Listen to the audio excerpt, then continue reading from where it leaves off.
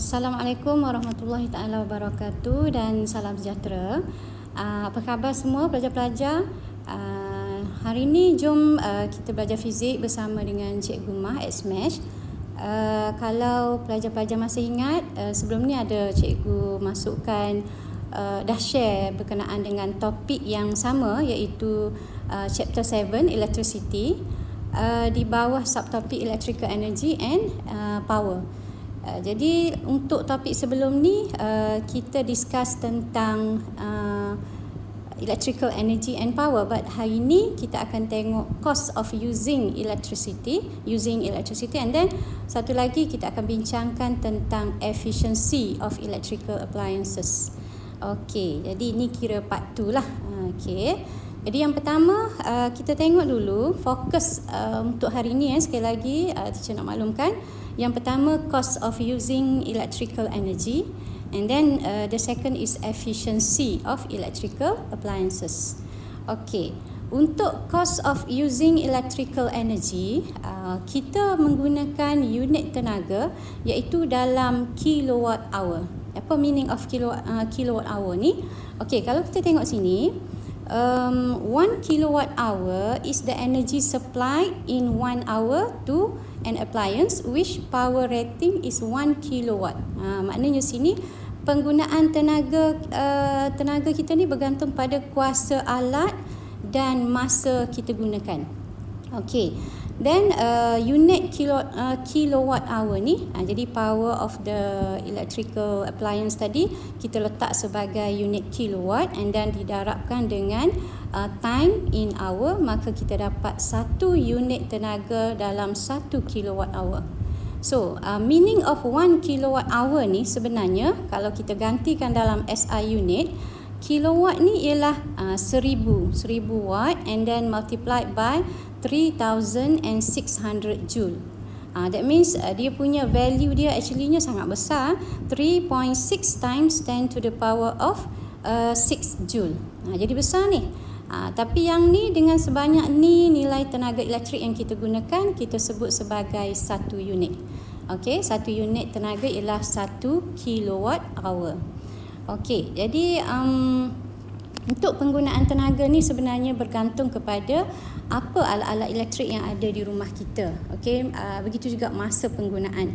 Jadi cuba tengok contoh yang teacher sediakan kat sini. Okey, satu keratan about electric bill. Ini adalah keratan electric bill yang teacher ambil daripada satu kediaman lah. Okey. Jadi kalau kita tengok kat sini, blok tarif ni dalam kilowatt hour. Okey, dalam kilowatt hour, dan dia bagi tak sama dari segi kos bayarannya. Okey, contoh 200 kilowatt hour, the first 200 kilowatt hour, dia punya kadar bayarannya adalah 0.218 ringgit. Maksudnya dalam 20 kita bundar kepada 22 sen lah. Okey. Manakala untuk 100 unit seterusnya, ini kos dia. Kalau kita tengok kos dia semakin meningkat kan, 0.33, and then 300 seterusnya ialah 0.516, dan 300 seterusnya 0.546. Jadi kalau ikut pada keratan bil di sini, penggunaan penggunaan tenaga, unit tenaga bagi rumah kediaman ni adalah 877 kilowatt hour. Agak besarlah. Jadi dia akan pecahkan kepada kadar-kadar yang telah ditentukan, blok-blok yang ditentukan ni, dan kita pun darabkan dengan kadar bayaran setiap blok tarif dia. Okey, so dicampur-campurkan, inilah kos bayaran yang dikenakan dengan kadar penggunaan tenaga sebanyak 877 kilowatt hour. Okey, jadi ini sekadar contoh teacher tunjuk. Okey, cuba kita tengok contoh soalan yang melibatkan bagaimana untuk menentukan unit tenaga dan kos penggunaan tenaga tersebut. Okey, contoh the first determine the electrical energy used, ni dalam unit kilowatt hour for the following electrical appliances. Okay, for example, kita ada 2 bulbs is used in 5 hours. Okay, ini masa penggunaan. And then each is labeled 60 watt and 240 volt. Okey, itu yang pertama. Dan yang kedua, an air conditioner is rating 2 kilowatt and used for 5 hours. Jadi kita tengok satu persatu. Jadi because of formula untuk energy is P times T, power multiplied by time using for the electrical appliance tadi. Okay, kita P ni, make sure P kita perlu di-convert kepada kilowatt. Okay, this one is 60 watt. Then bila kita convert kepada kilowatt, dia akan jadi 0.06 kilowatt. And then time given dah ada dalam unit hour. Okay, so no problem, just gantikan 5 hour. And then multiplied by 2. 2 is the bilangan bulb yang kita guna. Okay, so hanya 2 bulbs, just kita tenaga yang digunakan ialah 0.6 kilowatt hour. Okay, then for B, okay, B the same method. E is PT. P tengok power rating dia 2 kilowatt, so tak payah tukarlah. P dia dah 2 kilowatt multiplied by time used 5 hour, and then just one air conditioner, so 10 kilowatt hour. So cuba compare. Ini kita pakai bulb, 2 bulbs, and then this one is one air conditioner. So perbezaan unit tenaganya sangat besar. Sebab itulah kalau kita ada alat-alat elektrik yang power dia besar, for example 2 kilowatt, maka kadar penggunaan tenaga kita pun banyaklah dan kos pun tinggi. Okey, itu contoh. Sekarang kita tengok example 2, how to calculate the cost of energy used. Okey, contoh, the following table shows the electrical appliances used at Anis house. Okey, jadi perhatikan appliance yang ada fluorescent lamp, kita ada 15, fan ada 8, and then iron 1. Ini dia punya number of appliance lah. Okay, then power rating diberi dalam watt. Maknanya kita kena convert dululah this one dalam kilowatt. And then time used is given in hour. So yang ni tak ada masalah, dah diberi dalam unit jam, hour. Okay, calculate the cost of using the electrical appliances by Anis family within 30 days. Maknanya kita kena darab, dapatkan dulu untuk 1 hari, and then kita darab dengan 30 days. Okay, dan ini adalah kadar yang ditentukan. Okay, jadi cara dia, kita kena dapatkan dulu energy. Okay, look at dia punya kaedahnya. Dapatkan satu persatu. Fluorescent lamp. Okay, ni ringkasan teacher tunjukkan fluorescent lamp. Energinya adalah P times T. P is 0.06 because of 60 watt here. Okay, 0.06, and then multiplied by 12 hour. Ni masa penggunaan. And then multiplied by 15, ini adalah number of appliance. Okay, then kita dapat 10.8 kilowatt hour for fluorescent lamp.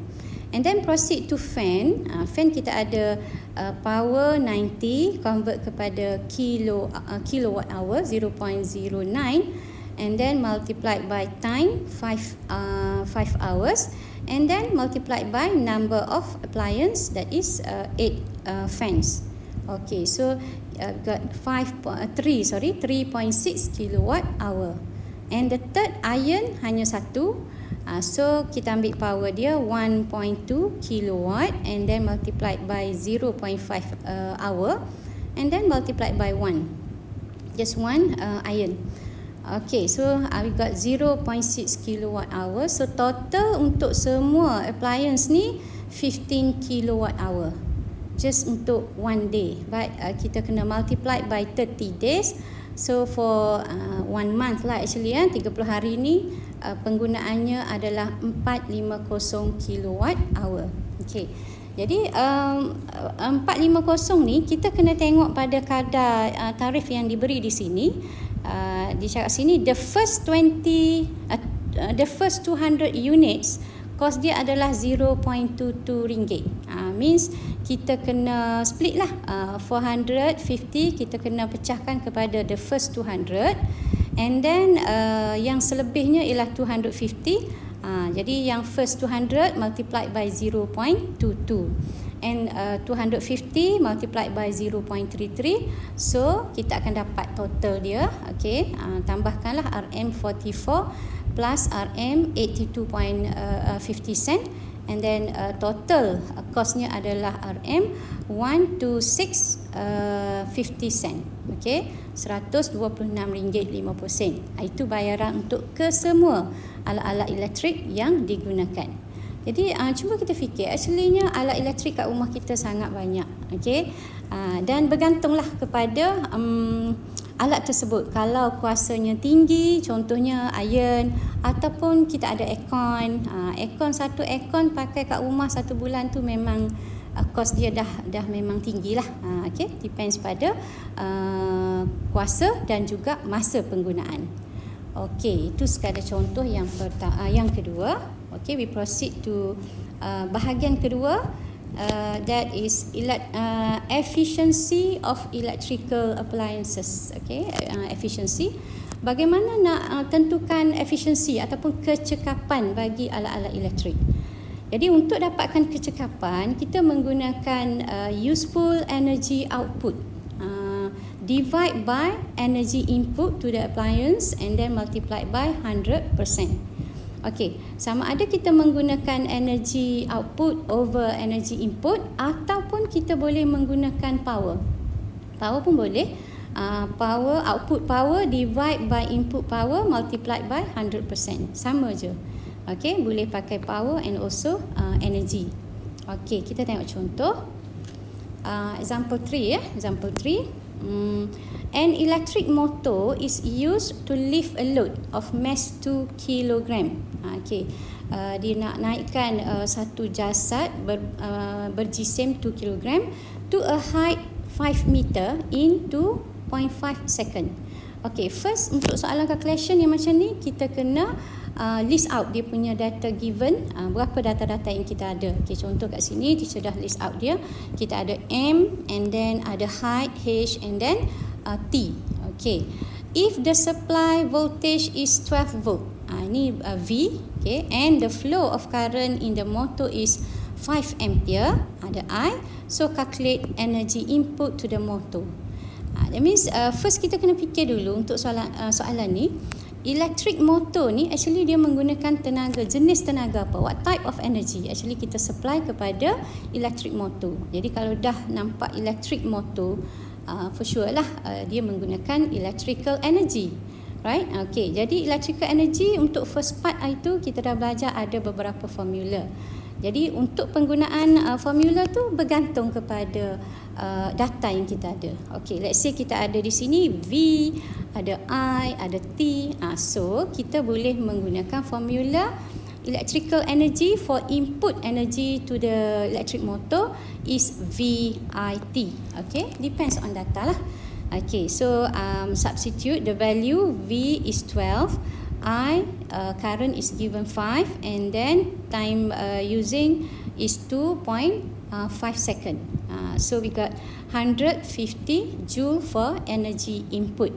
Kita bekalkan tenaga kepada, kita bagi tenaga elektrik kepada elektrik motor. Okay, then the second is what is useful energy output. Jadi useful energy output ni kita tengok what is the function of electric motor. Dia nak guna tenaga elektrik itu untuk convert kepada tenaga apa. Jadi kalau kita tengok kat sini, dia nak lift up a load of mass 2 kg to a height 5 meter. That means kita nak naikkan, nak gerakkan pada satu ketinggian tertentu, means dia melawan tarikan graviti. That means dia convert kepada gravitational potential energy. Okay, so type of energy outputnya adalah gravitational potential energy lah, and the formula is mgh. Dan data yang tidak diberi dekat sini ialah G. Okay, gravity. Ingat untuk gravity for KBSM students, syllabus yang bukan yang KSSM, nilai G adalah 10. Itu memang diberi dalam, kalau kita tengok past year's question, dia bagi in page 2 ada senarai rumus and then also the value of constant lah. Macam G dia bagi 10. But for student KSSM dia menggunakan G 9.81 meter per second square. Okay, so kita pakai G 10 meter per second square. Okay, multiply lah 2 multiplied by 10 multiplied by 5 meter. So the answer is 100 joule. Jadi bila kita compare input energy and output energy di sini, kita nampak kita bekalkan input sebanyak 150 joule, but yang digunakan untuk lift up the load actually-nya 100 joule sahaja. So dah hilang sebanyak 50 joule kat situ dah. Jadi maybe dalam bentuk heat energy, sound energy and so on lah. Jadi ada pembaziran di situ. Okay, so now bila dah dapat energy input then output, so kita boleh dapat efficiency by using the formula. Okay, this is formula for efficiency, kecekapan bagi electric motor tadi, iaitu energy output divide by energy input multiplied by 100%. Okay, so masukkan data yang kita ada tadi. Input is 150, output is 100. So kita substitute the value and then multiply by 100%. So the answer is 66.67%. Itu kecekapan bagi elektrik motor tersebut. Okey, maknanya adalah pembaziran di sini ya. Semakin tinggi efisiensi dia, semakin baiklah penggunaan alat tersebut. Okey, example 3. Proceed to the last example here.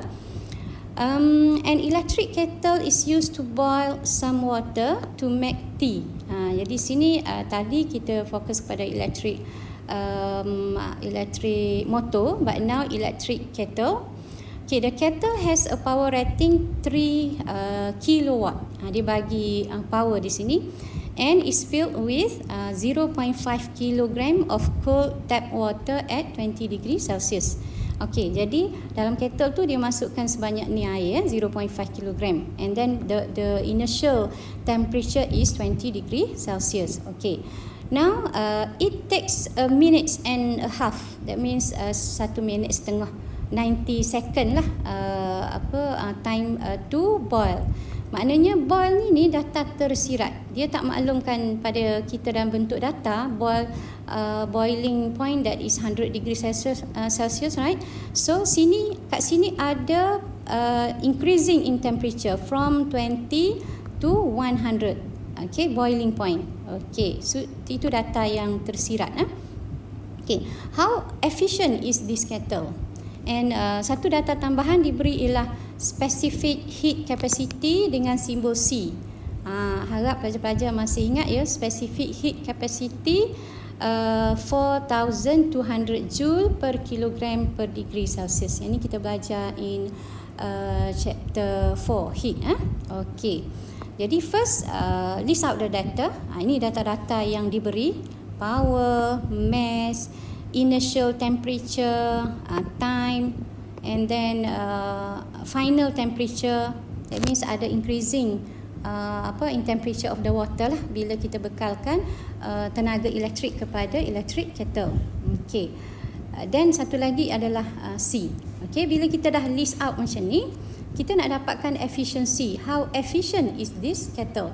Efficiency dia kena dapatkan input energy, output energy, baru boleh dapat efficiency, right? So what type of input energy here? Okay, jadi untuk soalan sebelum ni teacher dah maklumkan kalau dah electric motor means sure dia punya input energy is electrical energy lah. Samalah dekat sini ya. Electric kettle means kita kena bekalkan tenaga elektrik untuk kettle tu berfungsi. And then what is the function of kettle ialah to increase what? Increase the temperature of water from 20 to 100 to boiling point. Okay. Means kita dapatkan dulu input energy. Okay, input energy because of dia punya data diberi ialah power and time. So kita just gunakan formula energy is power multiplied by time, P times T. And then make sure di sini 3 kilowatt is not SI unit, so you convert dulu 3000, and then also time taken is given in minutes, then convert kepada second. 1 minit 30 saat. So 90 second lah.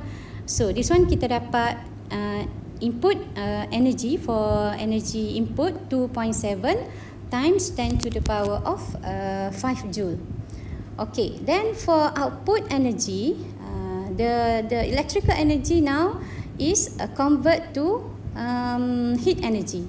Okay, the formula for heat energy is MC change of theta. Perubahan suhu berlaku bila kita bekalkan tenaga elektrik kepada kettle, so dia akan increasekan temperature of the water. Okay, mass of water 0.5 and then specific heat capacity of water 4200 multiplied by change of theta from 20 to 100 means 100 minus 20 we got 80 degrees Celsius. So the answer for output energy is 1.68 times 10 to the power of 5 joule. Okay, so bila kita dah dapat input energy and then output energy, so boleh dapatkan efficiency. Okay, jadi efficiency by using the formula this one lah. EO for output energy divide by input energy and then multiplied by 100%. Okay, so just substitute the value. Okay, ambil balik input di sini yang bawah output 1.68 times 10 to the power of 5 here, and then input 2.7 times 10 to the power of 5 multiplied by 100%. So the answer is 62.22%. Okay, so itu contoh yang sempat teacher discuss di sini. Setakat itu dulu. Okay, jadi insyaAllah kita akan jumpa lagi pada bahagian seterusnya. Okay, selamat belajar. Assalamualaikum warahmatullahi taala wabarakatuh.